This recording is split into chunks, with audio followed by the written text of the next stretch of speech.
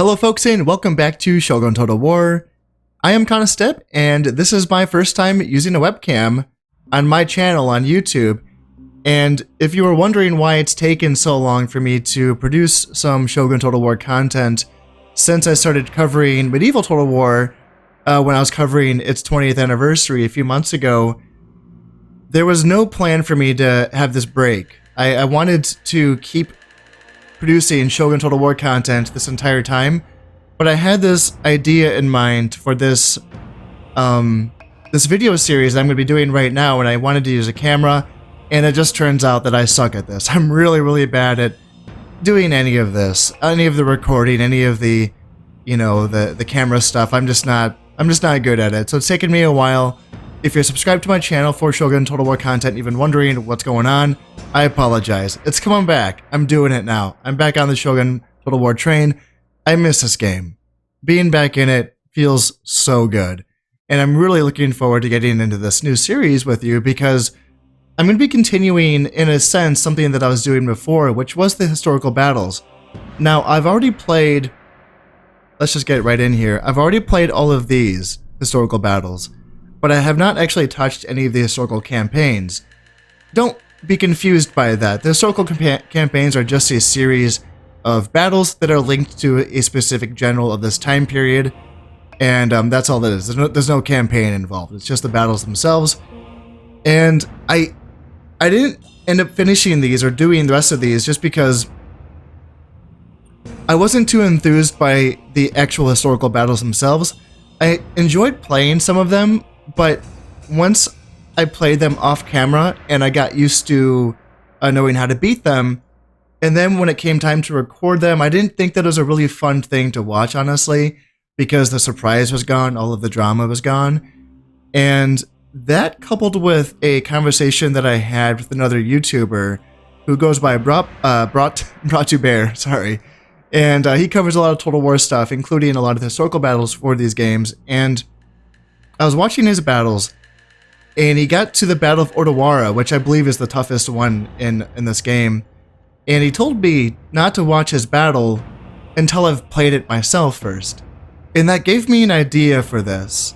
So, Bear, if you're watching, I haven't watched any of your historical battles since then because of this. Because I've had this idea that you kind of inspired, which is that I kind of want to do a reaction-based historical battles thing on this channel, and I think that's my idea now.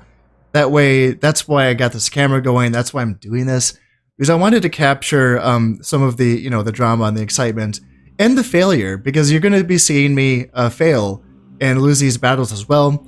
Now, don't worry too much. I'm going to try my best to make these videos edited down and a little bit more concise, so you're not going to watch the entire failures. For the first battle, sure, but if I just keep losing and losing, I'll do some quick cuts and edits to make it a little bit more viewable. But yeah, that's the idea. The idea is to be a little bit more free with this, a little bit more fun, hopefully. So with that said, I've not played any of these battles that I'm about to play in this series, so I'm going to get right into the historical campaigns. And the first up is going to be Kublai Khan. So I won't even be playing any Japanese armies for a while. I'm going to be playing, it looks like, 4 Mongol battles first. And these, the Mongol invasions did take place a couple of hundred years before the Sengoku Jidai, so that's a little bit interesting. The first battle I'm going to be playing is Hakata Bay, and I'm kind of curious to see how... See, it's funny, they're historical battles, but I think that they're going to have to invent a few of these, right? Like, I'm sure Hakata Bay is real, because there was a landing. But I don't know how many other actual battles there were before the tsunamis came and actually destroyed the Mongol fleets, of course. So, this is real, but I'm going to be curious to see what happens with the rest of these. Let me just read this off really quick. Kublai Khan was rightly feared as a superb general and conqueror. At the head of his Mongol armies, he had made himself the most powerful man in the world. It was only when he turned his attentions overseas that his ambitions were checked. The following what-if battles are a path that history did not take. In 1274, the Mongols withdrew from Japan after only a short campaign. And in 1281, the weather, the kamikaze or divine wind, wrecked the Mongol invasion fleet. But it could have been very different. Usually the Mongols only stopped attacking when all their enemies were dead or beaten into submission. But just suppose that in 1274 a Mongol invasion had landed in Japan and stayed, that the weather stayed good enough for sea crossings, and that over the next weeks more and more Mongol warriors and their Chinese and Korean auxiliaries followed. Japan could have ended as just another Mongol-Chinese province. So let's get into this one. If I were to guess, based on my very limited understanding of this historical campaign, Hakata Bay. So let's see, boats, lots of boats. I'm going to be coming in on boats with my Korean sailors, basically. In fact, probably it should all be infantry. I don't think there should be a lot of horses jumping off boats, going right into combat. And as far as the Japanese goes, it should be fortifications, walls, archers, defending the beachheads. That's my guess as to see how this as to how this battle's gonna go. Let's see what actually happens here. Oh, so another screen. That was gonna be my dramatic cut, but I guess not. With the sea crossing behind them, the Mongols had every reason to be confident of victory in the coming campaign against the samurai. After all, had they not conquered China, what they weren't expecting was quite such a swift and effective reaction from the Japanese. With only a portion of the Mongol army disembarked, they would have to secure their base against a Japanese counterattack which was determined to push them back into the sea. Conditions: resist the samurai attack and claim the land as your own. Should your general die in battle, you will lose this day. That sounds like a pretty simple victory condition to me. And by the sounds of this, there's going to be no boat, I guess. I guess I'm already land. That's too bad. Now, what forces do I have? I have a 3-star general. He's going to be in a unit of Mongol heavy cav. It's a very, very good unit of cavalry. I think it's the best unit of cavalry in this game. And then, what do we have? We have, 2 units of Korean spearmen, 2 units of Korean guardsmen, and then 1 unit of Korean skirmishers, and then 1 unit of Mongol light cav, a very, very good horse archer unit, and then another unit of, so 2 units in total of Mongol light cav. Overall, how do I feel about this army? At least I have a front line. This army does have the makings of everything that I do need to win. I have infantry to hold a front line. My spearmen they're pretty crappy, honestly. I would say that they're a little bit worse than the Japanese Yari Samurai, but they are better than the Japanese Yari Ashigaru, so. And then the Korean Guardsmen are good. They have good armor, good attack, good defense. They're very well rounded. They're kind of like a balance between the Japanese Naginata Warrior Monk and Nodachi Samurai. Or, forget the Nodachi Samurai, but they're kind of a mix between the Naginata armor and defense and the Warrior Monk attack and morale, I suppose. So, Korean Guardsmen are very good. The Korean Skirmishers are also a good unit. They have decent armor. I think it's just reflected in the fact that they have a good shield, and there's not a real shield modifier in this game, so they just gave them a lot of armor. And this is the first Javelin unit in a Total War game right here. This unit's going to be better used against cavalry. They can basically post up behind my front line, and they can throw their javelins into enemy cavalry, and they'll have a clear line of sight because the cavalry is, of course, taller than an infantry unit. In addition to that, I do have 3 units of cavalry as well, which is very usable. My only heavy cav is my general, so that's a little bit dicey. I'm going to have to make sure that I don't get him killed, especially because that is one of the victory conditions, is that my general cannot die. So we will see how I do with that. But the fact is, having a couple units of Mongol light cav is very, very good. It's very, very useful. So let's see how I can, figure this out, because I've not played Shogun since I celebrated the Medieval Total War 20th anniversary. It was in October, I think, September. Actually, it's been a while. It's been a few months, so I did not practice at all. So maybe I should have did that, but thank God for the power of editing. We're gonna make this work, okay? I am Kublai Khan, the Great Khan. My lands stretch from sunrise to sunset. I reach out my hand, and all men tremble. I ride with the horde at my back. We conquer everything before us. We attack. We conquer. We are fearless and unstoppable. From the far Danube to the heart of ancient China, we ride and no enemy is left alive. My warriors? Ha! There are none greater in all the world. And these samurai will stand against us. Us! They are fools and will die like fools. Their Japan will be mine. This I promise.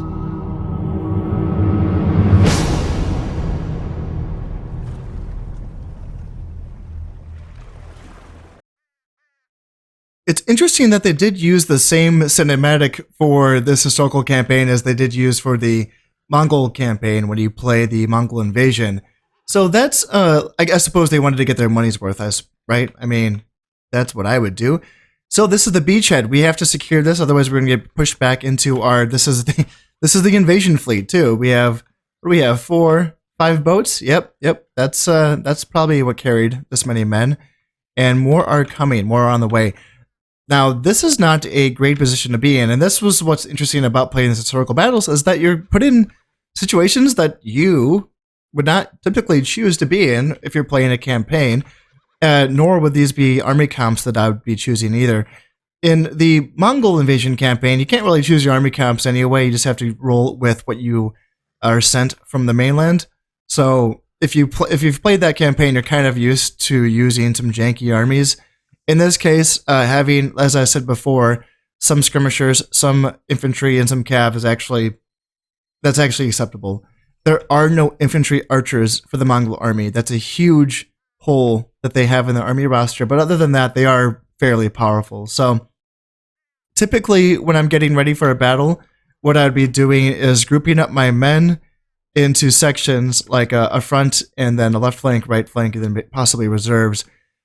In historical battles, you know what? I don't know. In historical battles, I don't know if that's really the best way to do it. Just because a lot of times things happen way too quickly to get your men grouped up anyway. But just because I'm looking at this right now and I can already see, like, I guess what I can do is just do this as Group 1, and then put these 3 infantrymen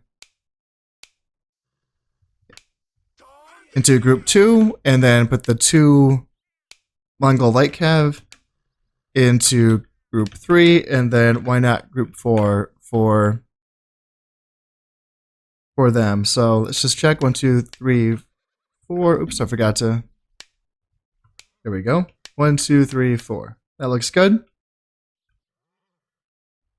Yeah, let's just get right into it and see what kind of madness ensues. Yep, they're they're right above us. So let's just kind of, like, right away try to get some form. Or are they all around us? Okay, yep, they are all around us. So in that case,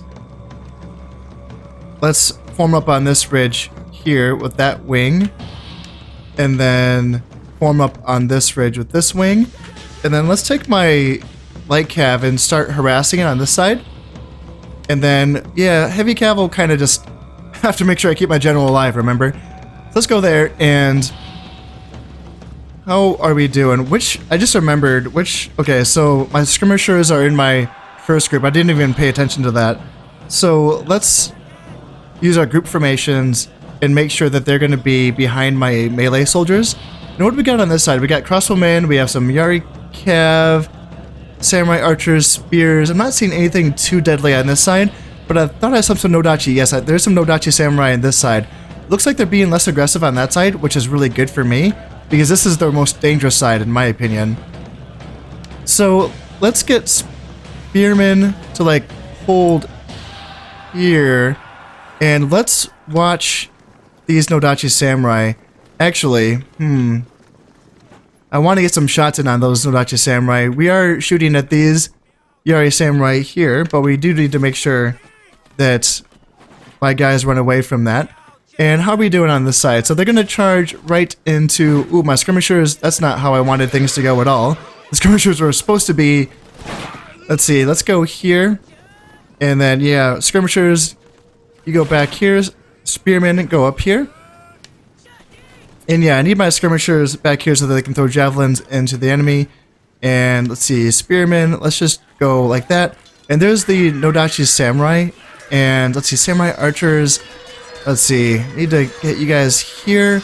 Javelins are throwing into cav, that's wonderful. And then let's get my heavy cav into their guy there. Let's see, we're still skirmishing this way, so let's take my guys off skirmish. And then this unit can come around here. And wow, the enemy, wow, okay. The enemy general's running. Looks like my javelins did their job there. So they're already running away. Let's keep holding here. Wow, he's dead. Interesting. And how are we doing? So they're running away. So let's take you off skirmish and you can start chasing them down here. And then let's see. Looks like the entire Japanese army is in flight actually. Okay, well in that case, let's just keep running guys down and make sure that we do secure this battle. There is still a contingent of samurai archers on this side. Let's just send my spearmen off to chase them down. And then my guardsmen can go after the Nodachi Samurai because they are stronger. And then skirmishers, let's have... Yeah, some of these guys are rallying, so we do have to keep up the pressure here. These Nodachi Samurai have rallied as well. So let's not get too crazy. Let's see, spearmen, guardsmen... Let's see, spearmen, yep. So let's go guardsmen here, engage at will, and then let's do spearmen, engage at will, and flank them from behind.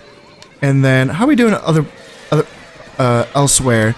Our light cav can beat their cav archers, so let's just chase them down there. And then, yep, our archers definitely need to be not getting shot by their crossbows and just be chasing them off.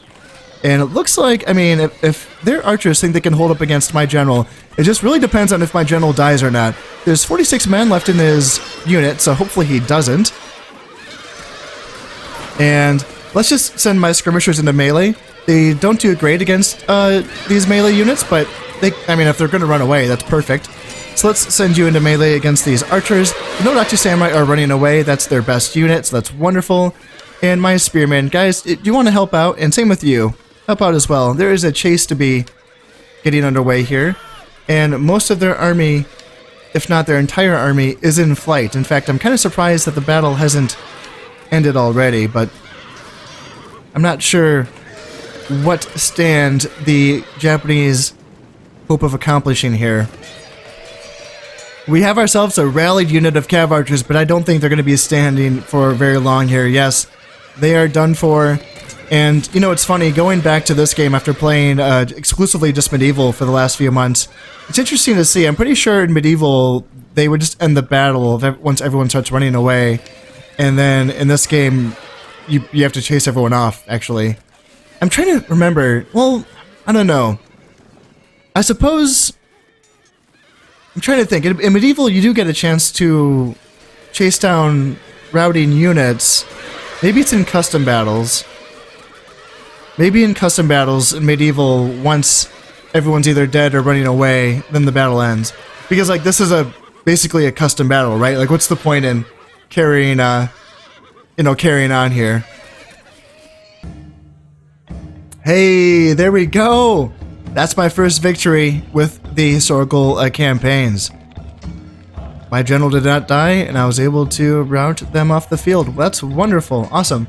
Let's just see how my guys did. Now, most of these kills are against a routing enemy, so take this for, a grain of salt. Mongol heavy cav, 470 kills. Korean spearmen, 76, not bad. Korean guardsmen, 20, and then they lost 29. Spearmen killed 19. This spearman killed 139. And skirmishers killed 53. That's quite a bit. And I'm curious to see, because the battle is basically over as soon as the Japanese general died. He was in that Yari Cav unit, and he was fighting against my heavy cav, and my skirmishers were also throwing their javelins in. So they've actually may have played a pivotal role in that. And then Mongol light cav, 357 kills. 10 for these guardsmen, and then 79 for these Mongol light cav. Not bad, not bad, I'd say. So let's just exit out of this.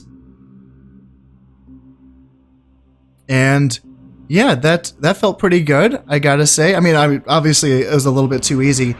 I hope that was on expert difficulty. I feel like I did put it on expert difficulty, correct? That was. I hope I didn't play that on like normal or easy. That would have been kind of lame. And that's gonna be it for this video. So tell me what you think about this format, this idea. For this one, obviously, it's pretty straightforward because I just won the battle on my first attempt. So that was pretty easy to do. In the next video, we'll be playing this Fushimi battle. So it'll be interesting to see what that is. But I just want yeah, let me know how you feel about this. If this is a little bit too weird for you, you know, the webcam. It's weird for me too, trust me. I'm getting used to this. But don't get used to it, because I'm not going to be doing this for any of my long plays, my campaigns, or anything like that. I prefer to leave those more immersive and just kind of my voice and the campaign map and the battles and you watching or listening or whatever. I feel like my face isn't really necessary for those, but I did feel like this was necessary for this. So I'm going to be, you know, pumping these out, I think. And yeah, we're going to see some failures, some pretty dramatic failures, I got to say. And if that's not really what you're into, if you'd rather just watch someone play their battles who really knows what they're doing, then I suggest you do check out Brought to Bear. He is as I mentioned earlier in this video, he's a YouTuber that's been playing these Total War games, and he's really good at them. And his historical battles, I haven't watched them lately because I didn't want to ruin the surprise for myself. But I recall him being quite knowledgeable, and he would put up a video of him just, you know, winning the battles as you do. So if that's what you're into, I can post the link to his battles in the description for this video. But that's going to be it for this one. So I'm really excited to get this going. So thank you all for watching. I've been Step, and this has been Shogun Total War. Thank you very much, and goodbye.